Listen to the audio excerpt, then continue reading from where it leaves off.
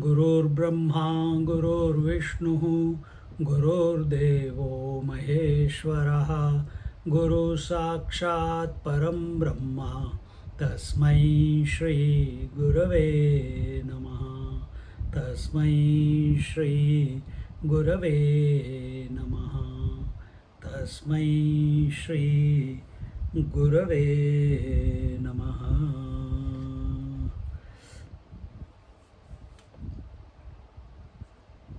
We are done till 118, right? Amma? Swamiji, we did 119 as well. Okay, 119 is done. Okay. So we are in Amrutanubhav, chapter 7. We are denying ignorance, that there is nothing called ignorance, because simple fact that if we say there is ignorance, underline apostrophe is, and we also say truth is, then there will be two ises. And masters and scriptures, they say there is only one truth. They cannot be two. Then truth becomes one truth. And because ignorance is, then ignorance also becomes another reality. It's not possible. Truth is one without a second. Full stop.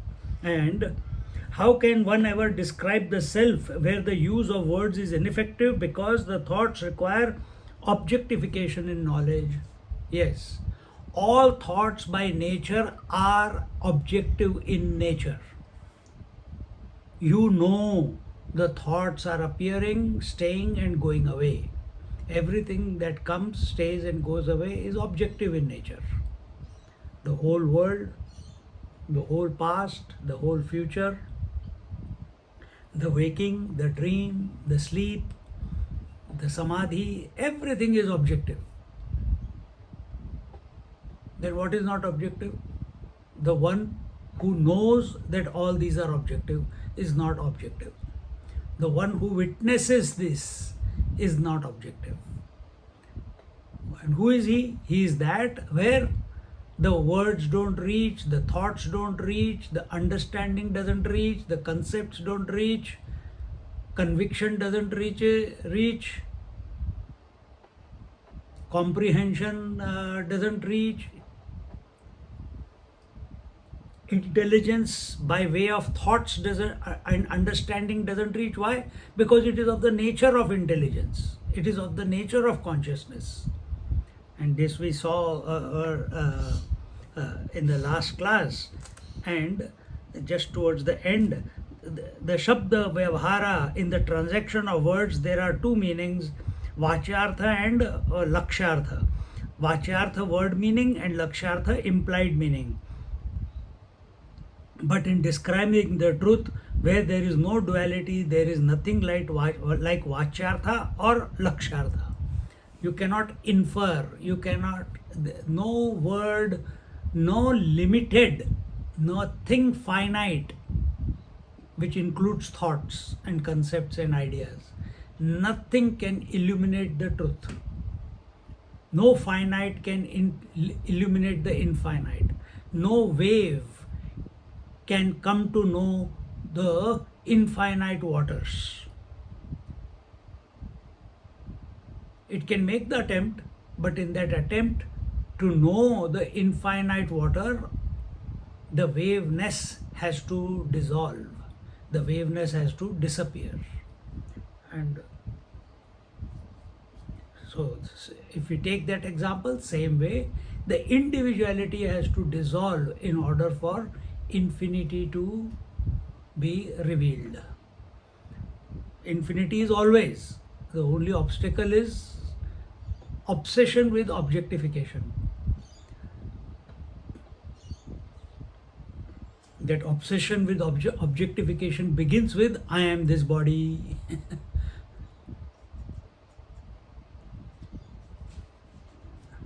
The Mahavakyas like Tattvamasi or Aham Brahmasmi doubtlessly establish the oneness between the relative and the absolute, but the ultimate goal is the establishment of one without a second, Ekameva Dvitiya. That being so, how can one talk about Vachyartha and Lakshartha in relation to the pure self? Only in the silence is the truth revealed. Only in the silence.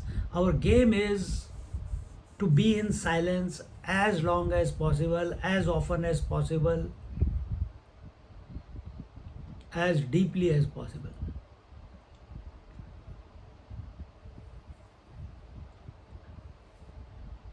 Addiction to listening will not do it. Addiction to listening subjectively will lead to this silence. Otherwise, it's just collecting of information. It's a feel-good moment, every satsang.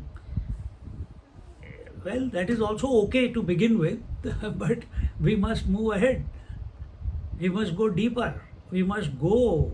Our journey is to the self. Our journey is to dissolve everything that is coming in between me and myself. And what is coming between me and myself? The mind. And what is mind having? Thoughts. What are those thoughts? Sattvic, Rajasic, Tamasic thoughts. So first dissolve the Tamasic, then the Rajasic, then the Sattvic, then the negative thoughts, then the positive thoughts also have to be dissolved.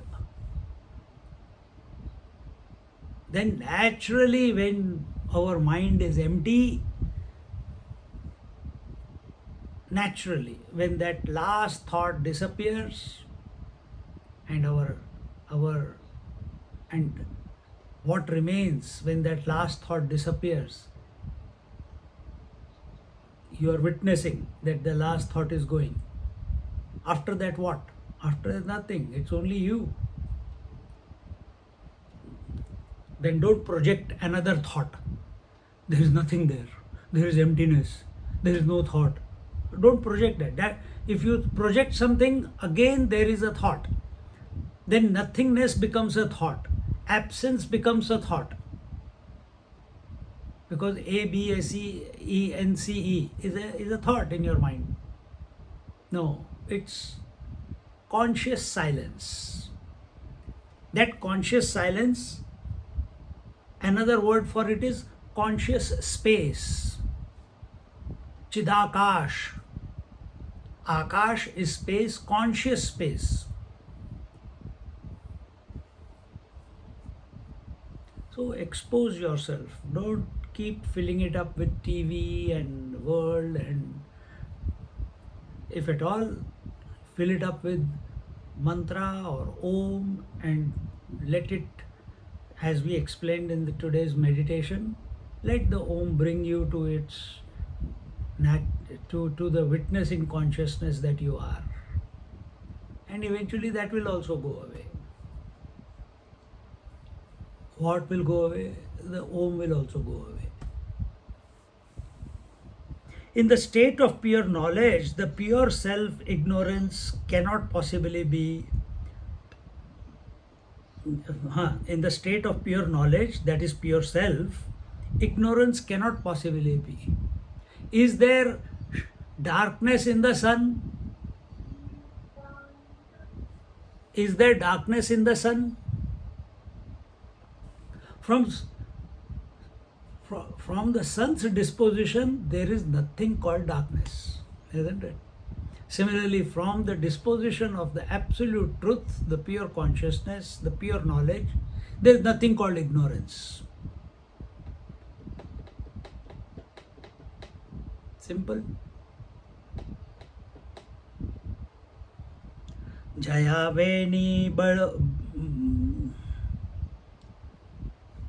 जयाचे बळे अचक्षुपण आघळे फिटोनी वस्तु मिळे देखणी दशा. With the power of the self, the blindness of ignorance is removed, how can it ever contain ignorance? There can this OV can be interpreted in one or two ways. One, as a continuation of the earlier verse, or as a doubt raised by the student. What is he saying? The first part as a continuation of the earlier verse. What was the earlier verse? That Vachyartha and Lakshartha are important in revealing the truth. Meaning the word cannot reveal the truth. Because of the absence of eyes, that is, because of ignorance, we have become blind to our own essential nature. The Atma Tattva is able to establish the blindness, the ignorance of a blind person, and the seeingness of a person who can see. Here example is taken. We are persecuted by color and form. Why? Because we have the eyes. So what is supporting the vision? We say the mind is supporting the vision, and the mind is in turn supported by the consciousness, the Atma. A person is blind. What is supporting the blindness of that person? Again, it's the mind alone. And what is supporting the mind? The Atma alone. So Atma is supporting both. What? Supporting the vision and the absence of vision, which is blindness. Just like sun is supporting both the expression of light and the absence of light, isn't it? It's supporting. And what is light and absence of light? Darkness, which is found only on the earth. What is this light and darkness? It's a phenomena. So it supports the phenomena, but itself is not Atma itself, or the sun itself is not caught under the influence of phenomena. You may see it is darkness because I can't see the sun. The sun is still there. Atma is always there. Sun has never gone out of existence. Atma has never gone out of existence. Atma supports the presence and absence of vision. So, Atma is supporting the presence of knowledge, vision, and also, or you can say it the other way, gyaan and agyan. The Atma is supporting the gyaan, the knowledge, and Atma is also supporting. The word supporting is very important. Supporting the absence of knowledge, which is called as ignorance. But because it is supporting, does it mean that Atma has become the two?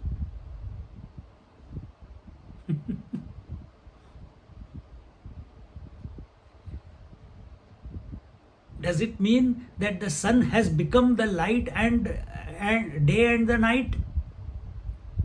Because it is supporting day and night on the earth?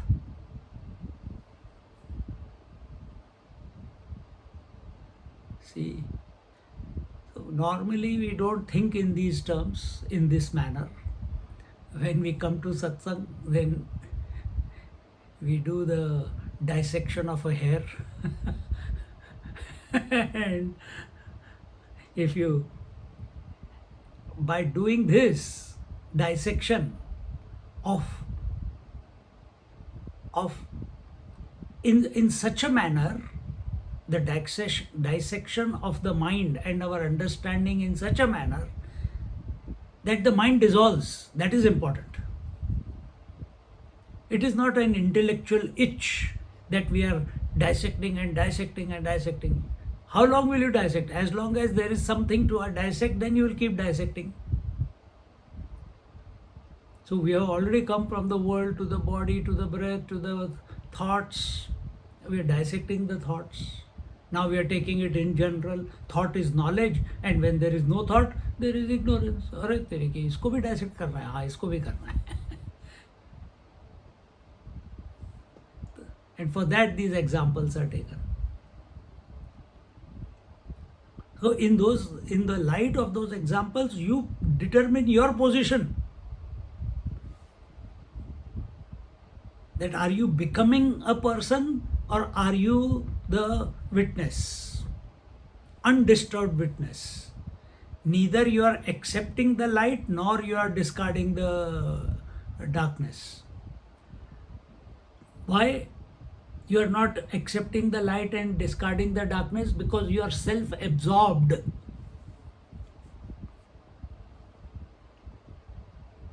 When our focus is outwards, then thoughts will start appearing. When the attention is on the self, on being the self, on what is my essence, what is my nature, that's the only way to go transcend the opposites. Day and night are opposites. Knowledge and ignorance are opposites. Breath or no breath is opposites. Thought or no thought, opposites. Manifestation and unmanifestation, opposites. To transcend the opposites, you have to think differently. You can't be objective.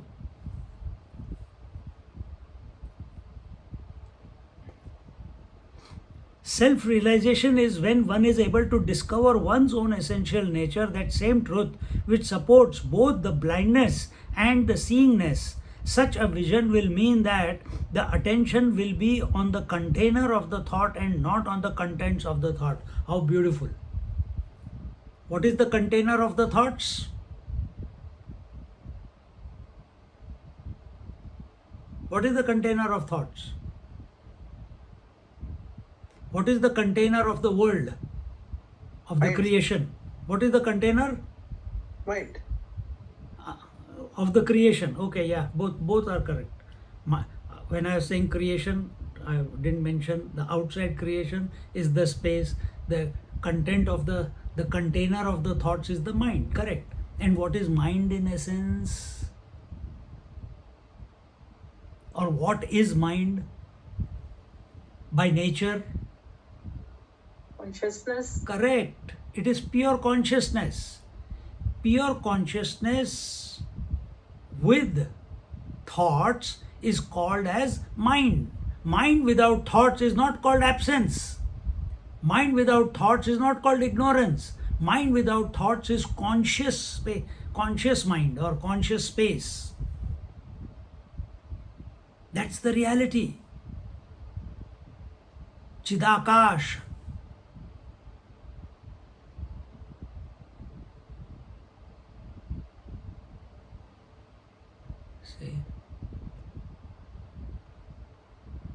Is the conscious space. So here when it says that, so where should be our attention?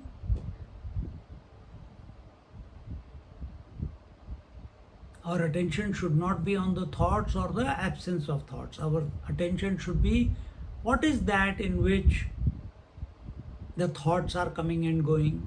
So we are not interested in the thoughts. We are interested in the container of the thoughts. So I am seeing you all. You are appearing where? On the screen. What is the container of the screen? This laptop. It has a boundary.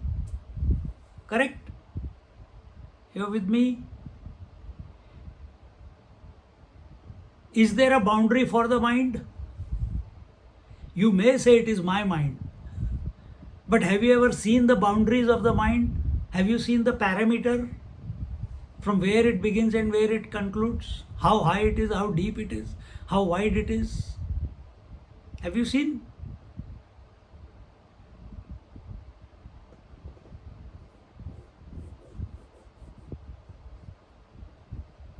So when you put your attention on the container, on the mind, as the container in which the thoughts are coming and going. Boom, in an instant, the thoughts vanish. The moment you think of sleep, all the thoughts vanish. You go to sleep. Every night it happens. Even more so, when you put your attention on the mind, the container called the mind, two things can happen. Either you will go to sleep because of the habit, and if you remain extremely alert and vigilant, then as the thoughts are dissolving, it happens very quickly. There you are awake. Then don't project that I'm awake but I can't see anything. Am I hallucinating? No, don't go into all that. Now you are the conscious one. Now you are the conscious space.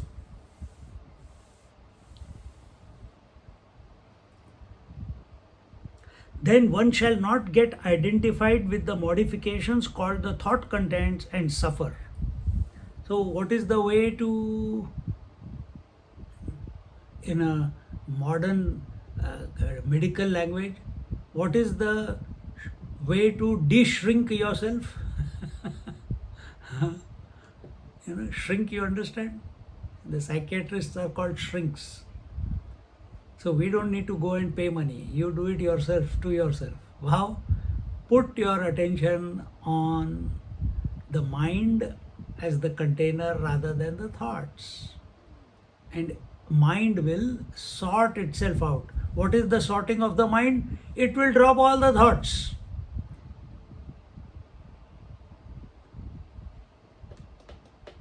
When?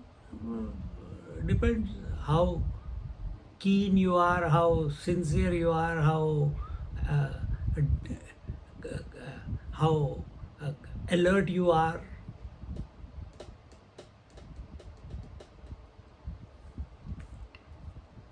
On the other hand, the attention will be on the container of the thoughts, the mind stuff. The contents are devalued by the simple technique of japa sadhana. There we come again. So whether you do japa with your mantra or you do japa with the mantra of Om. Today's meditation we talked about our readiness to realize, but we are not able to realize. I am ready for last 30, 40 years, Swamiji, but I am not able to. Why? Increase your ability. Perfect your ability.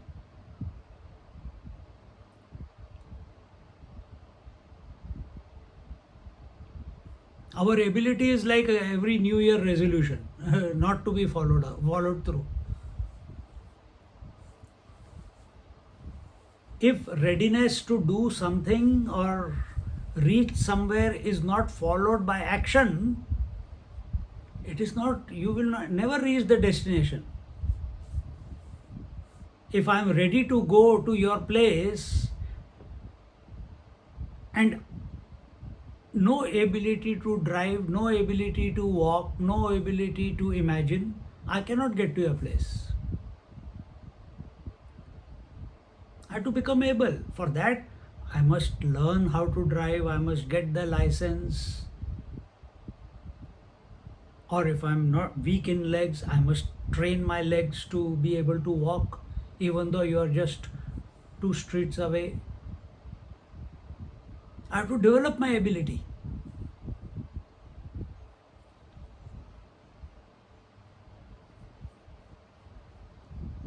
And that ability is, yes, it expresses as walking at the feet level, at the body level, but from where will the strength come? The strength will come from your commitment, from your conviction that yes, I can. In spite of the difficulties, in spite of the pains, in spite of the challenges, I can. I know I can. Such people alone succeed. Such people alone build up their stamina. But if we keep succumbing, oh, my this thing, my body, my knee, my hip, my back, my head, and it doesn't stop there. My relations, my children, my grandchildren, everything becomes a problem. Complaint boxes. The same thing we bring to our meditation also, or our contemplation. I understand everything, but nothing is clicking, and you go into depression.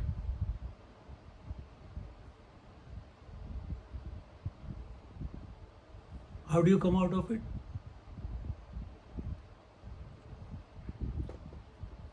The lesser the thoughts, the greater will be the energy. The lesser the thoughts, greater will be the clarity. Lesser the thoughts in the mind, greater will be the focus.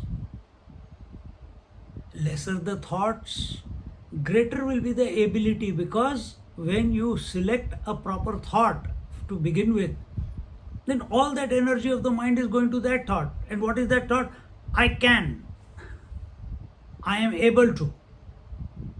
That ability will get all the energy of the mind. But mind is nothing but consciousness. You're getting all the energy. Whether it's physical, whether it's emotional, whether it is intellectual, be very. Name of the game is expose yourself to more and more silence.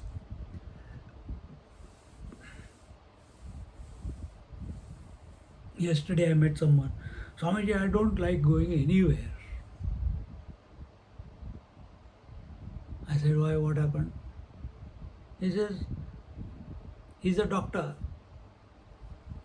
And he says, since I have come to this has caught me, the self-enquiry has caught me. He follows Raman Maharishi.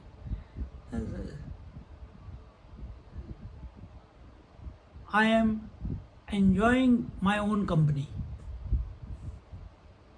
And as a result, I am becoming a misfit in all situations.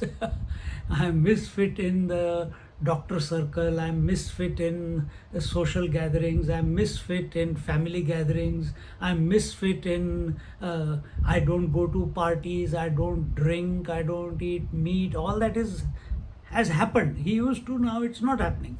And as a result, everyone is, before they used to say, come on man, come on. Now they have given up on me and they don't even SMS me. Sometimes I don't even pick up my phone. Then, Swamiji, automatically, without me doing anything, everyone has left me. They are not, before they were trying, now they don't even try. There, he's a gone case. Then what is that? Then I just kept quiet, kept listening. But that, as the old crowd went away, now all satsangis are attracted. They want to be in touch with me. They want to be in contact with me. And the only topic of discussion all the time is about the truth, about Ramana Maharishi, about his teachings. And there is no other topic for discussion. This overhauling has happened in last few years. Dekho. And what has brought it about? Exposing yourself to silence.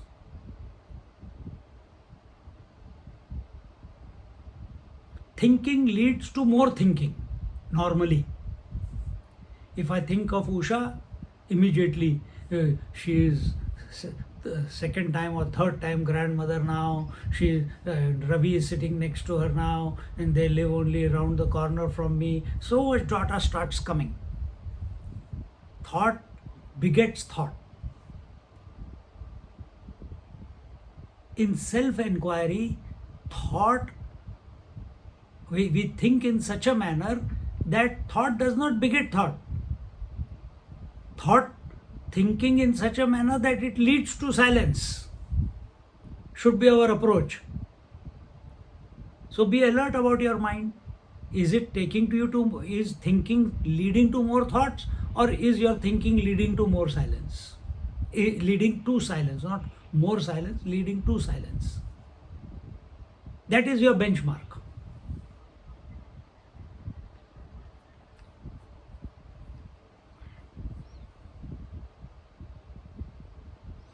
And the contents are devalued by the simple technique of the japa sadhana. Japa sadhana, we have already seen that in chapter 3, I think.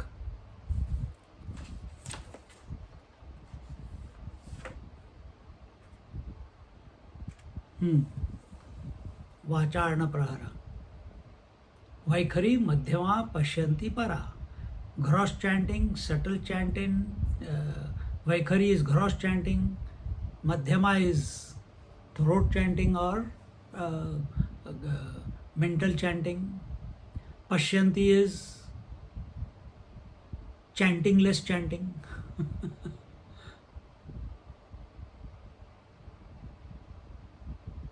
That is what today's meditation was. When the last instruction was what? Witness the reverberation of Om without making effort to chant the Om at the lip level or the mind level. Because Om is the natural sound of the creation.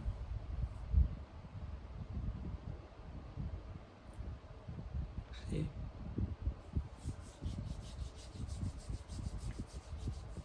And that Om is not like you chant the Om. Om, Om, Om. It comes and goes, comes and goes. When you are witnessing the Om, it is non-stop, continuous hum of the Om.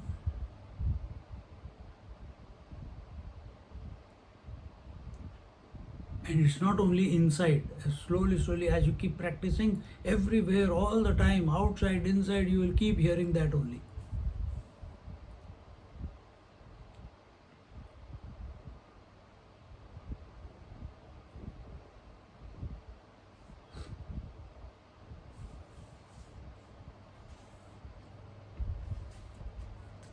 Among the yagyas, I am the japa yagya.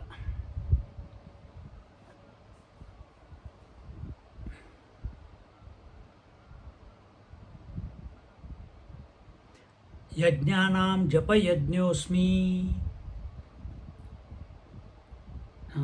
Among all the yajnas, we talk about the Mrityunjay yagya, we light the fire, we offer the offerings of wood, of samidha, of ghee, very physical.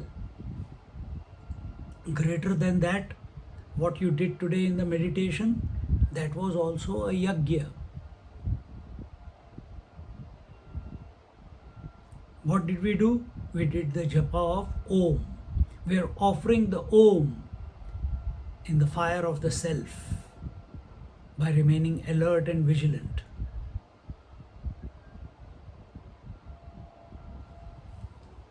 By long practice of japa sadhana, the mind develops akhandakara vritti, where the manyness of thoughts disappears and the mind quietens. So what was the instruction in today's meditation? Initially 10 minutes, chant Om one after the other without a break. There should be no gap between the two Oms.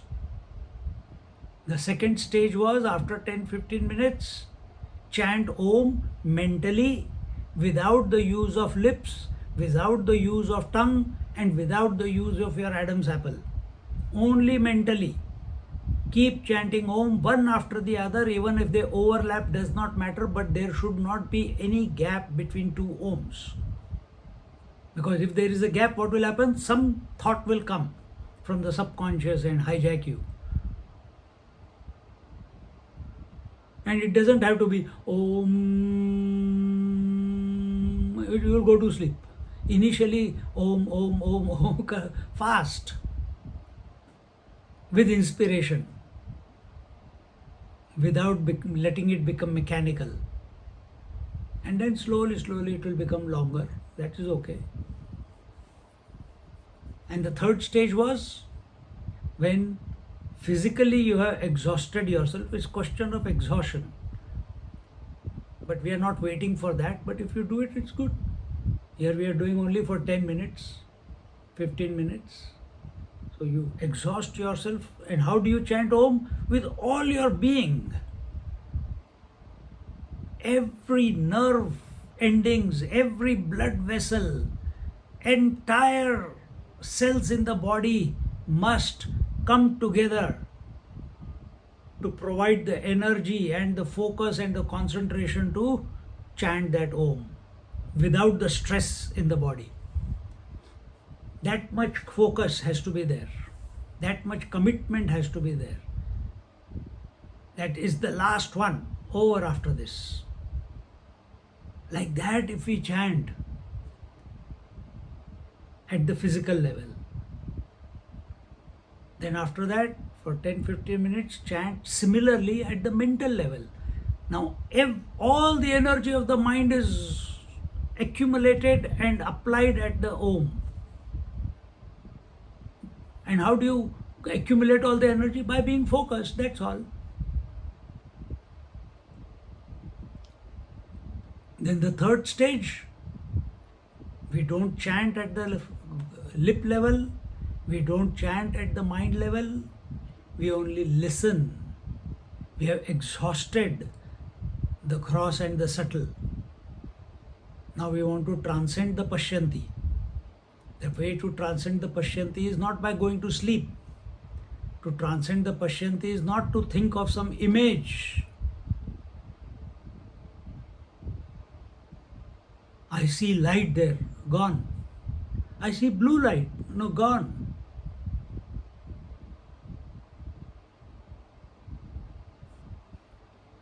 On the earth, the traffic signal is green, amber and yellow. Red. In the divine realm, the traffic light is of 7 colors. If you see the light, you're stuck. No light.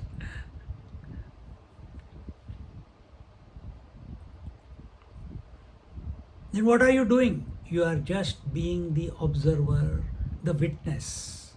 Witness to the natural vibrational sound, the natural resonance of the sound of Om, which is always there in the creation. Because we are so obsessed with our thoughts, we are so obsessed with our speech, and when the mind becomes silent, we are so obsessed with sleep that we miss this point that there is a natural reverberation in the creation. Gross, subtle, causal. And what is that?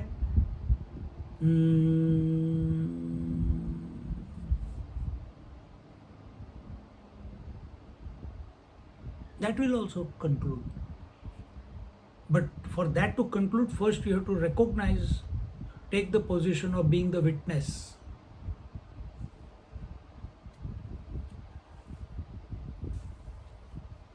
See? This is ability. This is not ready. This is ability, which will support the readiness. You are ready to realize, we know that, you also know that you are ready, but we are not able. The mind has to become capable of handling.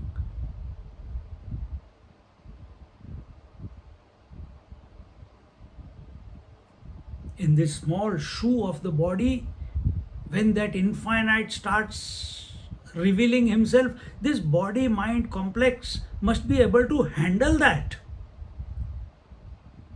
If a lightning comes and it falls on a tree, some tree crack open, some tree catch fire, some trees are able to absorb the lightning and transmit the energy back into the earth. Why? They are capable. Why are the other trees burning away? Incapable. Which one are you? This is the tree, Urdhva Mula. Which one are you? The one who's with one negative thought who starts shivering and burning or cracking open?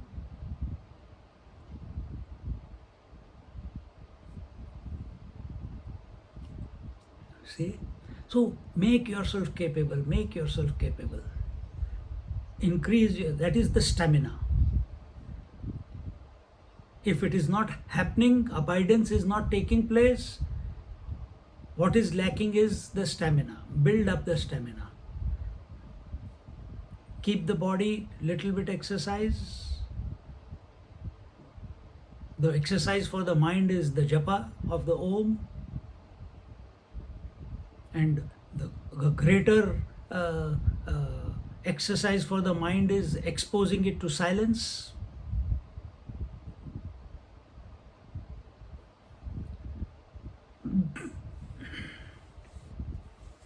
By long practice of japa sadhana, the mind develops akhandakara vritti. Akhandakara vritti, continuous chanting of continuous thought without a break. What do you mean by continuous thought? Thought comes and goes, sir. Yes, this is thought. Om, Om, it is coming and going. But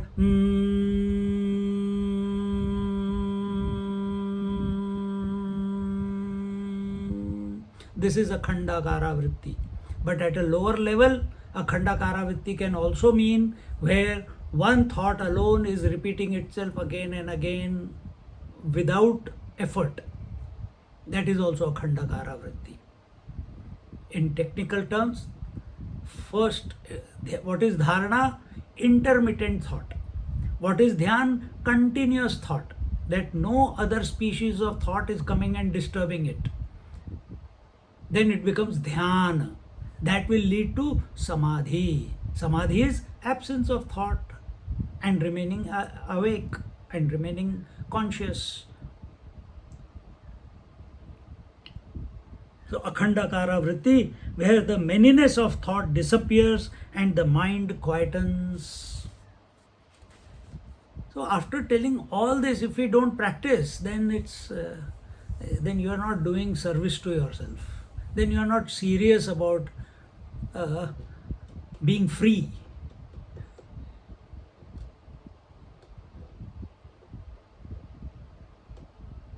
Then it is only an intellectual itch that I want to know more, I want to know more, I want to know more. Get fired up that if I come to when I come to the silence, I am all knowledge. Story over, then there's nothing to know more. And yet, you will continue studying, you will continue living in this world. For whom? For other people. Where are you? You are the conscious space without perimeter.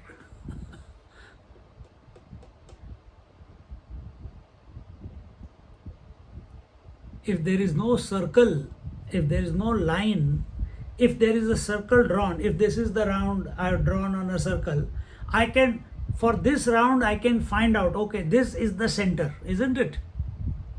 If I draw a circle on the paper, then I can find a center which is equidistant from all sides. But if there is no perimeter, if this is the thing, now there is no perimeter, where is the center?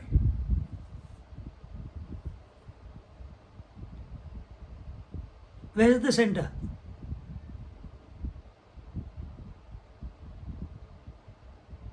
Everywhere. Good.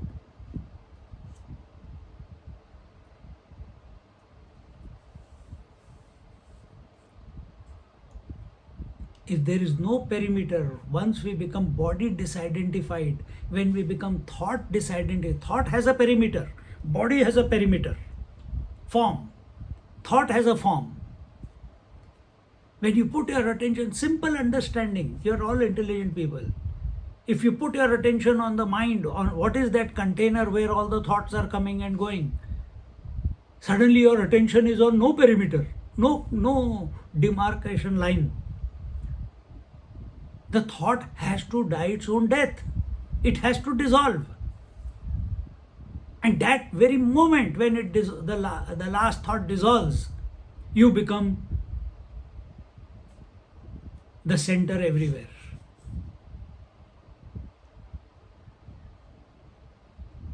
That is conscious space. That is the truth. That is the Atma.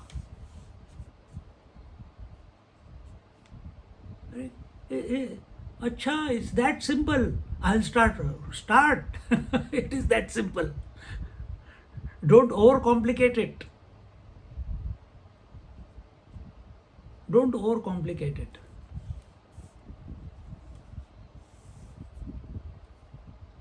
So study on one side the various scriptures, that will go on. Practice on another side. Knowledge and practice go hand in hand. Practice without knowledge will lead to wrong conclusions. You don't even know what you are working for, practicing for. And knowledge without practice, you will become a professor. Writing about yoga without having twisted your body or done any pranayam. I had when I was living in Varanasi, one boy was doing a PhD on pranayam. My God, PhD on pranayam.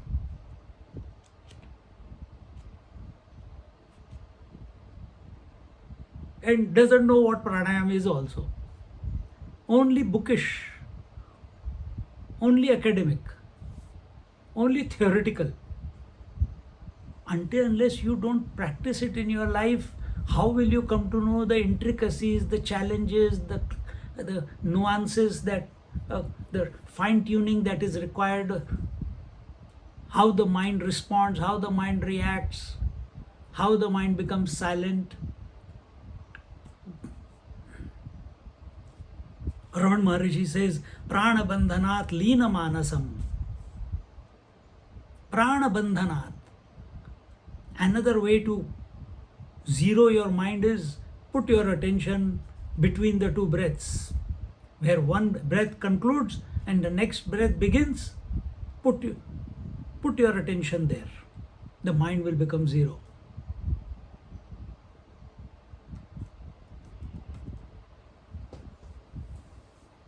Oh, Swamiji, why didn't you tell us this before?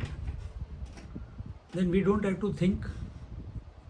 We told when we did Ramana Gita, you didn't listen. You didn't practice also. Problem is, we only want to collect knowledge. We don't want to practice side by side. You practice with commitment for 3-4 months. Give yourself 6 months. See the transformation.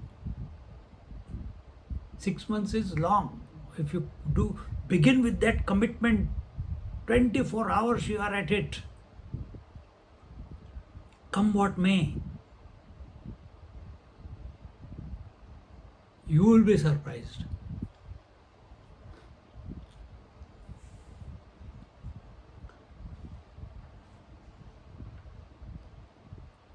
By long practice of japa sadhana, the mind develops a akhandakara vritti, where the manyness of thought disappears and the mind quietens. In that quietness, the attention is on the seer aspect and not on the seen, because there is nothing to see.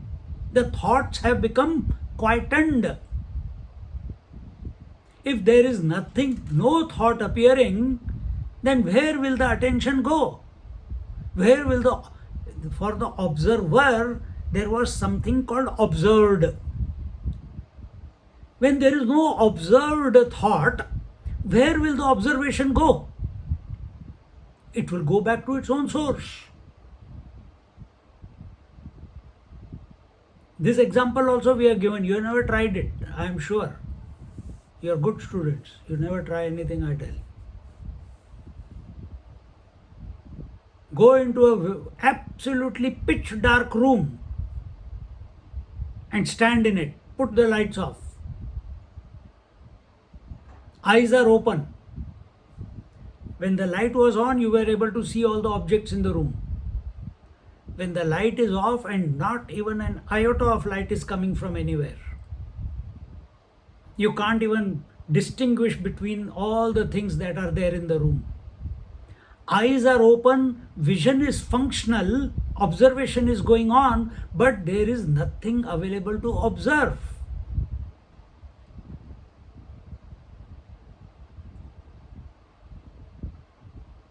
Go and do this experiment and see what happens to the vision.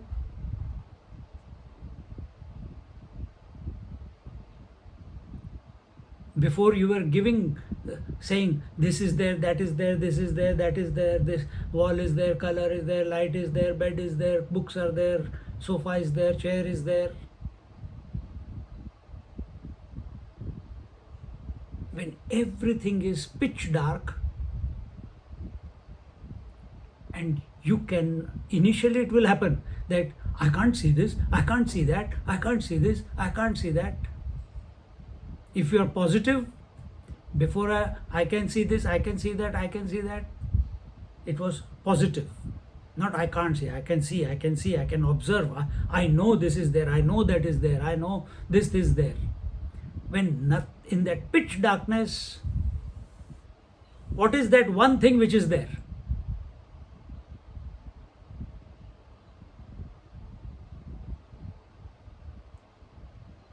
I am there. Seer. Seer is there, without anything to be seen.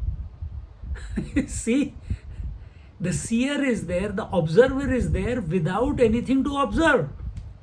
Realization.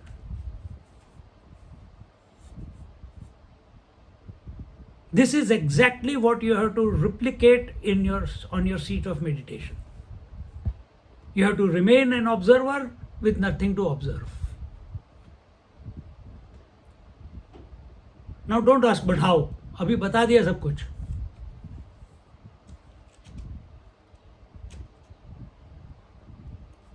Experiment with yourself in this manner.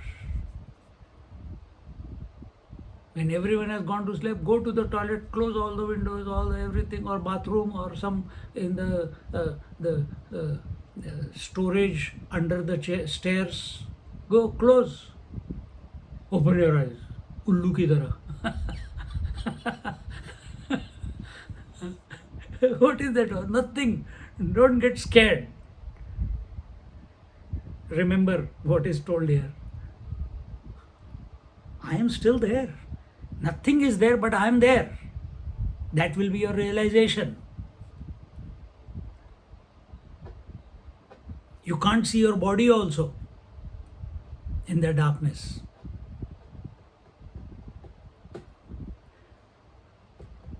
So again I come to reiterate that practice is very important. Whether it is a yoga practice or pranayam practice or breathing practice, or here we are talking about japa practice, it is necessary.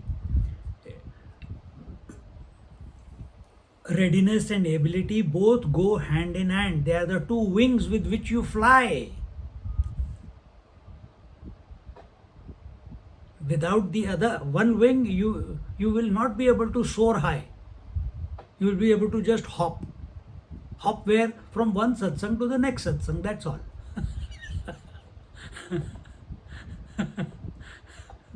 Or from one thought to the next thought. But if you have both, you will transcend.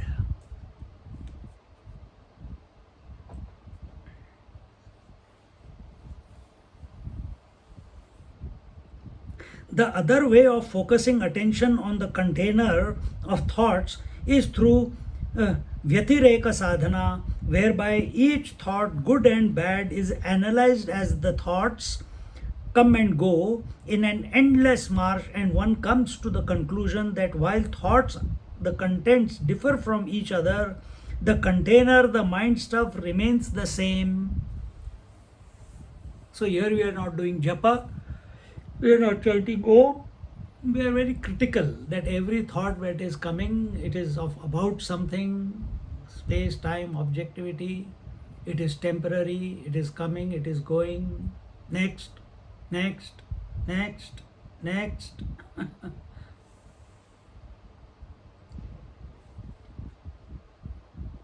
But all the thoughts, whatever the quality may be, good, bad, ugly, transcendental, thoughts about the truth, thoughts about the God, thoughts about the world, thoughts about past, present, future, thoughts about various siddhis, thoughts about the regrets and anxieties and fears, and in the end, everything is thought. And when you have, till you have not become fed up with thought, you will not, this question will not come.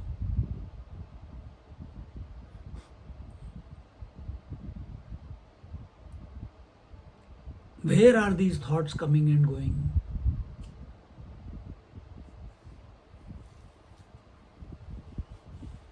They seem to affect me so much. Where are they coming and going? In my mind. Where is the mind? Where all these varieties of thoughts are coming and going. All thoughts vanish. The moment you come to the mind, thoughts will vanish. After some resistance, they will vanish.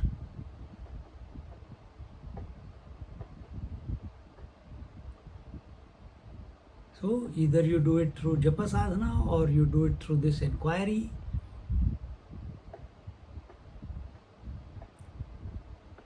Vyatirek sadhana is, this is a temporary thought, discard. Next, again a thought came, it is also temporary, discard.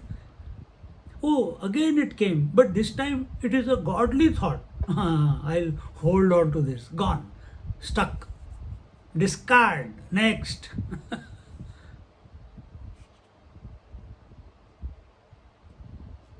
Oh, Om. Swamiji said such great things about Om. I must keep holding on to it. No, discard.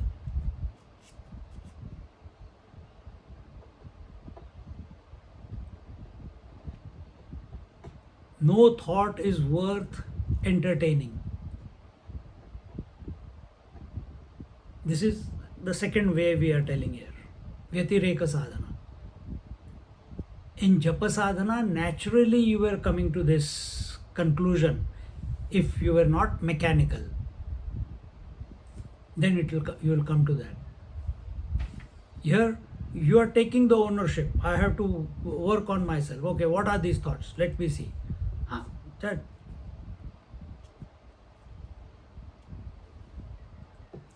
This way, also, when the attention is fixed on the container, the contents make no impact on the seeker.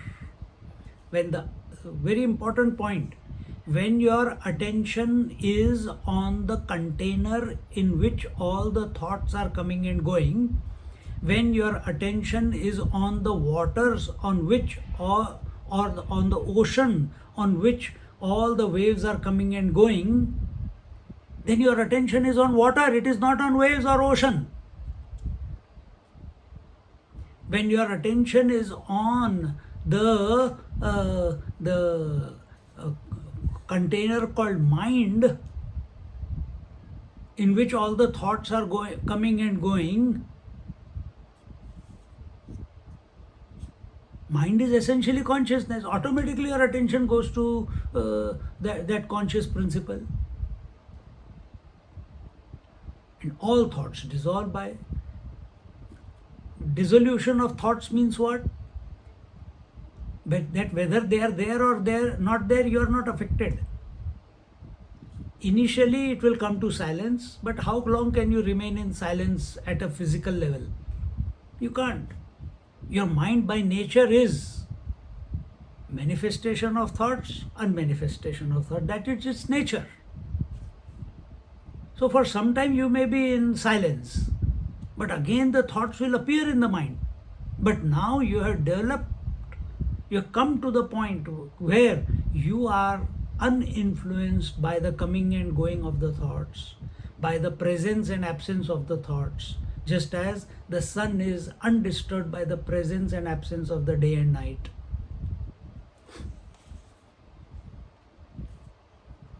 Just as the witnessing consciousness is undisturbed by the coming and going of the waking dream, which is manifestation, and deep sleep, which is unmanifestation. Every day it is going on.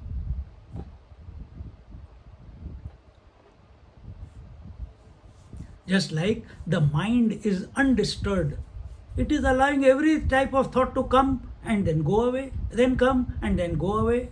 Then who is this idiot who becomes identified with the thoughts and creates complications for himself? Don't say, Swamiji, it's you. You are putting all thoughts in our mind.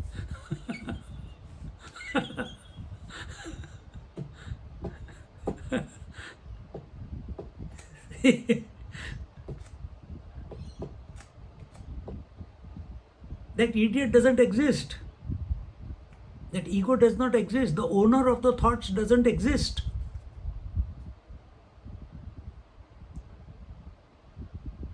That I thought doesn't exist. The I thought exists in its own absence. Remember Triputi? That Triputi comes and goes. That Triputi appears to be there but actually is not there. It's a phenomena. Then what is there?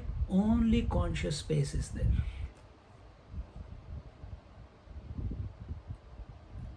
Equate that Triputi with the wave. What is wave? A phenomena. What is there actually? Water. Water is conscious space. What is the wave? Wave is the Triputi, the knower known knowing, the seer seen seeing, the hearer heard hearing, the experiencer experienced experiencing. So we want to come to the conscious space.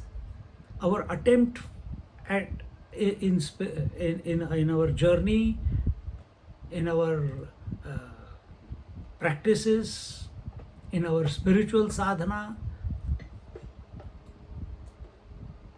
attention should be here. We have to come to, we are of the nature of conscious space, Chidakash.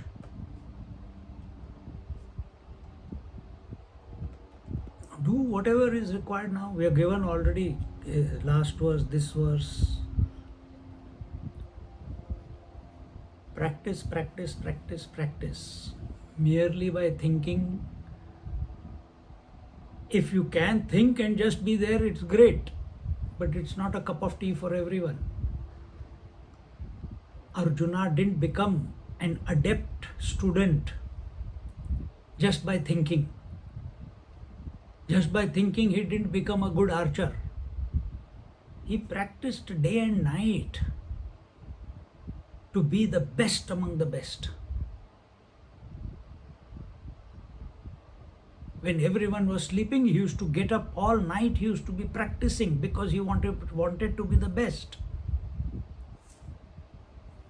And we, after breakfast, we want to sleep. After lunch, we want to sleep. After snacks, we want to sleep. After dinner, we want to sleep. When are you going to be awake then?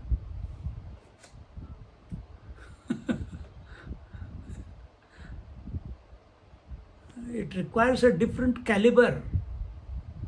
That commitment that Arjuna has to be the best. With that preparation, he has come at the feet of Lord Krishna. Now, he is at a point where he doesn't need to practice anything, and whatever he is saying is transforming him. But don't forget the 86 years of sadhana that he has done before. He was 86 years old. No, 84 years old. 86 was Krishna. 84 years of sadhana from childhood till this moment. All that is preparation.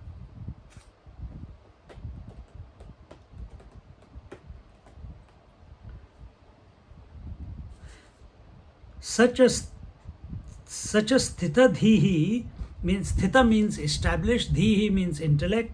Such a wise man established in stabilized knowledge. Stabilized knowledge can never be thought knowledge. Understand this.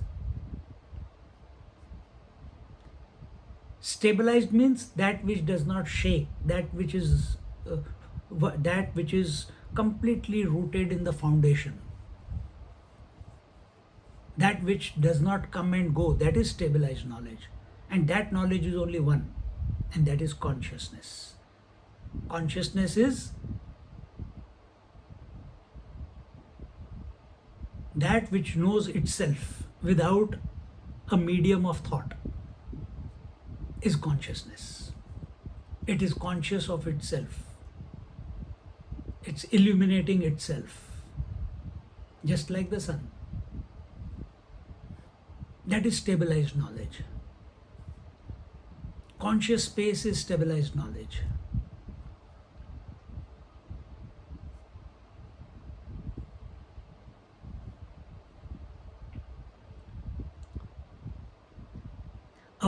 A wise man established in stabilized knowledge is not perturbed by desires, fear, or anger. He has arrived at the state of self realization wherein he discovers that in him alone both blindness and seeingness are illumined, but he is not influenced by both. In him, the pure self knowledge and ignorance have the same status. Knowledge and ignorance, day and night, have the same status, means zero status. Neither he is attracted by light nor he is disturbed by darkness. Neither we are excited by a sattvic thought, nor we are depressed because of a tamasic thought.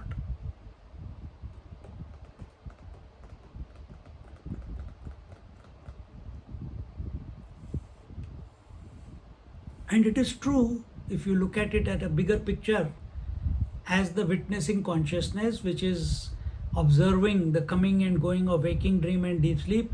Waking is sattvic expression, dream is rajasic expression, sleep is tamasic expression. Are you disturbed as the witnessing consciousness? Are you disturbed? No. They're coming and going by of their own accord daily.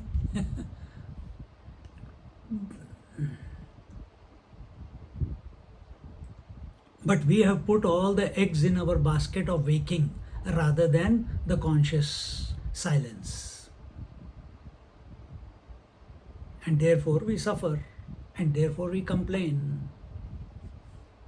Therefore we are delaying our realization. Nobody is to be blamed. Take full responsibility. The second way of thinking follows if the argument is taken as a doubt raised by the student. So remember the two. First is continuation of the earlier verse. This was the way it was looked at. And the second is if it is taken as a doubt. What is taken as a doubt? The thought.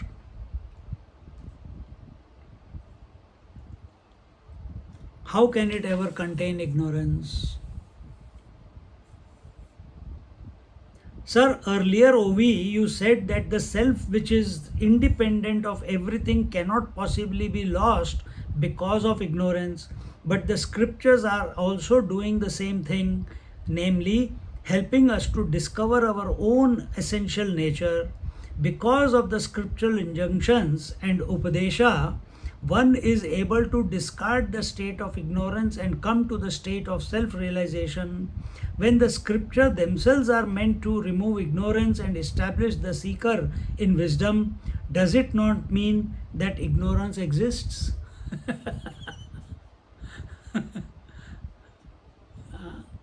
When the scriptures themselves, the Vedas themselves, the Upanishad themselves are talking to you about ignorance and talking to you about self-realization, and they are saying that you have to discard the ignorance and be the conscious principle. So, does it not conclude because ignorance exists, therefore we are discarding it? That is his question. Because ignorance exists, that's why we are discarding. If it was not existing, what's the point of discarding it? How can you remove something that which is not there?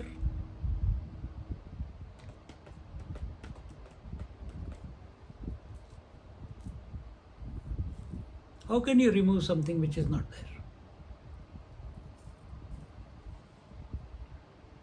Sant Jnaneshwara Maharaj begins his reply to the above doubt, and this reply can also be seen to respond to the two types of thoughts expressed in the doubt. Apuleci drushyapana umaso nalahe apana drishtva kira ana padali asata. The self cannot become an object of knowledge, and hence it can also never be the seer. Now he is taking you one step further. What is that one step further? The self can never become the observer. Remember just now what we were saying? The witnessing consciousness. Who is witnessing the waking dream and deep sleep? Oh, there is a witnessing consciousness which is not disturbed by waking dream and deep sleep. Who is thinking this? This stupid individual is thinking this. Absolute is not thinking this. The sun is observing the coming of the day and the coming of the night. He is observing. Arey Baba, from sun's point of view, there is no day and night. If there is no day and night, sun cannot be the observer what it is supporting. Then who is talking about the day and night? We are talking about day and night because we are under the influence of day and night. Sun is not. But it seems without the sun there cannot be day or night. So it's just a way of communicating step by step, taking you to a point. Now bada point aa raha hai. That there is nothing called an observer, because if you say he is an observer, there has to be something called observed. Observed does not exist. Only the one without a second exists.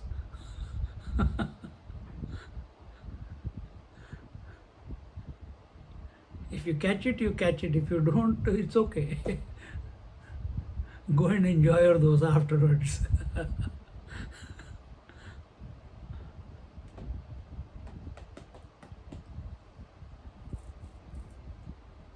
As long as my attention is I am doing the sadhana, that I is maintained, then the maximum you can take it to is the witnessing consciousness as a seeker.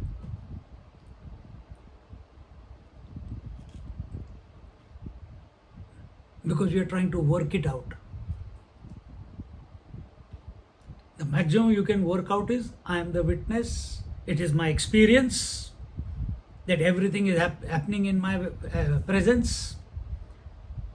The thoughts are coming and going in my presence. The breath is coming and going in my presence. The childhood, youth, teenage youth, or old age is coming and going in my presence. The waking dream and deep sleep are coming and going in my presence. It is my direct observation, and I am not disturbed by any one of them. Whenever I get disturbed, I forget that I am the witness and I become the individual. I become the disturbed individual.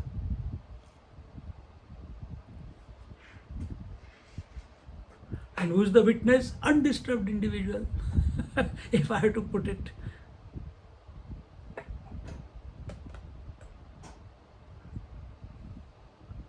Just as the essence, the material out of which the mind, in which the thoughts are coming and going, is nothing but the self, the witnessing consciousness or the witness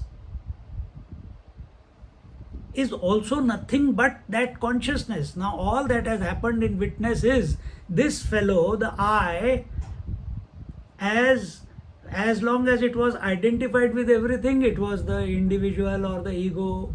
When it has disidentified with everything, undisturbed by coming and going of all this, body, breath, mind, thoughts, it is called as the witnessing. But who is he really in essence? pure consciousness, which is one without a second, from whose point all these don't exist. Only it is one without a second. Then individual, what can he do? He can, when there is nothing to observe, automatically he goes back to his essential nature. He drops that observation mode also. Just like in the dark room, you dropped away, the vision dropped away, but you were still there.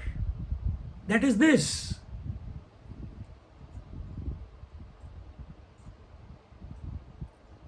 If in sleep you remain awake, then it is this. In meditation, if all the thoughts have gone away and there is nothing to observe, then will you call yourself a witness? I am the observer. Observing what? Nothing but nothing. There is no object called nothing. At that very moment, when the last thought disappears, you are you.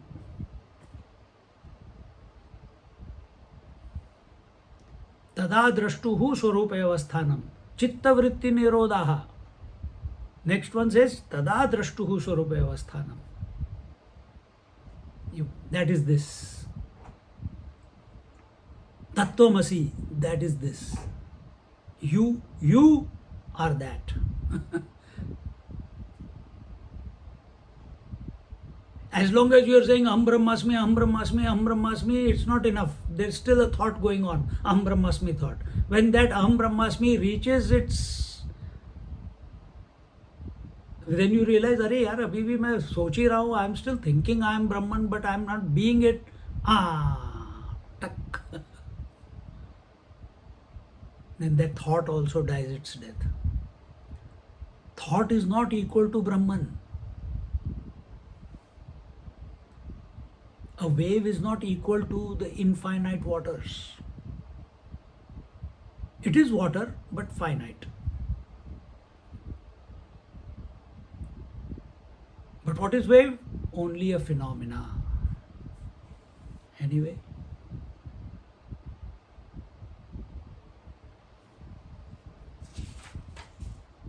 we'll look at how our Swami, our Jnaneshwar Maharaj answers this in our next class.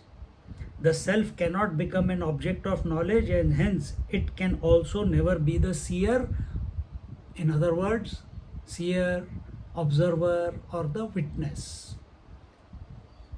Practice, practice, practice. Knowledge we have collected enough. Knowledge we have collected enough. When I ask questions, patak, automatic answer also comes. So we are clear. Dissolve your thoughts. Dissolve your thoughts.